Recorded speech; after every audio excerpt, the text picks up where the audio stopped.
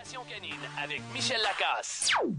Michel Lacasse, bonjour. Bonjour. Comment ça va? Il fait chaud. C'est humide chez vous aussi? Oui, humidex 30 degrés déjà. Oh là là, hein? Ça c'est pour les chiens dans la voiture, là, ça peut causer quelques complications. On parle de ça, ça tombe bien. Ben tiens, c'est Chien cool. dans la voiture cette semaine. Pourquoi on ne doit pas laisser son chien seul dans un véhicule l'été? C'est quelque chose de très dangereux, hein, non? Oui, je sais. On voit d'ailleurs beaucoup d'images circuler sur Internet dès que la chaleur arrive, des images pour sensibiliser le public parce qu'un coup de chaleur, ça peut être mortel chez les animaux et à chaque année, plusieurs sont amenés chez le vétérinaire pour cette raison-là.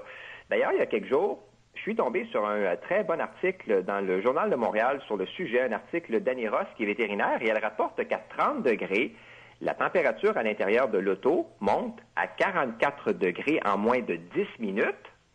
Et peut monter à plus de 49 degrés en une demi-heure. Aïe aïe, hein? Alors ça, c'est insupportable et dangereux parce qu'en haut de 41 degrés, un animal risque de développer un coup de chaleur selon ce qui est expliqué dans le journal.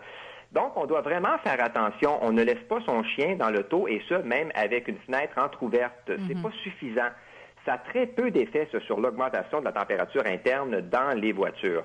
Si on regarde maintenant les facteurs peuvent augmenter le risque de coup de chaleur dans un véhicule, ben on en note plusieurs quand même. Il y a le manque de ventilation, évidemment, mais aussi l'intensité des rayons solaires, le taux d'humidité, la couleur de la voiture, le type de couvre-siège et la physionomie de l'animal. Et à ce chapitre-là, je crois l'avoir déjà dit, les chiens qui sont obèses, les chiens de grande race et ceux au visage aplati seraient beaucoup plus à risque.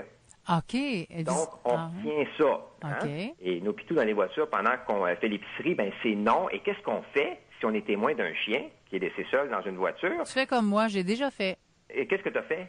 Ben écoute, premièrement, j'ai paniqué. Deuxièmement, j'ai mis au courant des gens.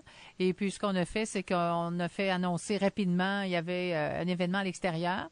J'ai fait annoncer qu'il y avait un chien qui était tout seul dans une voiture, qui faisait comme 30 degrés. On n'a pas trouvé le propriétaire. On a demandé, on a fait la description de la voiture. Et puis, on a brisé la fenêtre, tout simplement.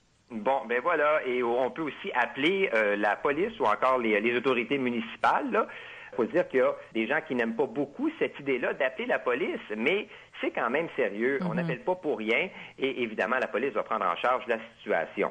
Pour le faire, il y a une étude rétrospective publiée en 2006 dans le Journal of Veterinary Internal Medicine qui dit que le taux de décès associé à un coup de chaleur est élevé, soit de 50% même avec un traitement qui est agressif. Alors, c'est beaucoup, 50%, et c'est pourquoi on ne laisse pas d'animaux dans la voiture l'été. Ah, c'est dangereux, même si on pense, on dit, je rentre et je sors dans le magasin tout de suite. Des fois, ça peut être, on peut rester en dedans, on peut oublier tout simplement que le chien est là, hein? Ben, absolument. Ouais. Donc, on fait notre devoir de bons citoyens. C'est en plein ça. Je veux aussi te parler d'une application iPhone pour les vacanciers. Ça, c'est bien le fun, les vacances qui approchent. Et je sais que plusieurs n'aiment pas vraiment laisser leur animal dans une pension. On va peut-être revenir là-dessus d'ici la fin de la saison. Oui. Pour les gens qui partent en vacances, il y a une application iPhone bien le fun qui permet de nous dire quels sont les hôtels qui acceptent les chiens. Ça, c'est le fun. Ça, c'est le fun. Il s'agit de Pet Friendly Hotels, qui s'appelle aussi Hôtel Chien en français. C'est vraiment très pratique. C'est une application qui est gratuite et qui est dotée d'un moteur de recherche de 188 200 hôtels à travers le monde qui acceptent les chiens. C'est quoi que tu as dit en anglais? C'est quoi le... Pet Friendly Hotels. OK, Pet Friendly Hotels. Hotels, OK. Et en français, c'est Hôtel Chien. Oui, OK. Et c'est vraiment tout simple. On tape le nom de la ville en haut de l'écran et les résultats sortent en 2 secondes. Moi, je viens de le faire pour la ville de Québec et ça m'a donné une vingtaine de résultats avec en bonus plein d'informations sur les hôtels, notamment sur les prix et les services. Alors, application bien pratique, iPhone, iPad et iPod Touch.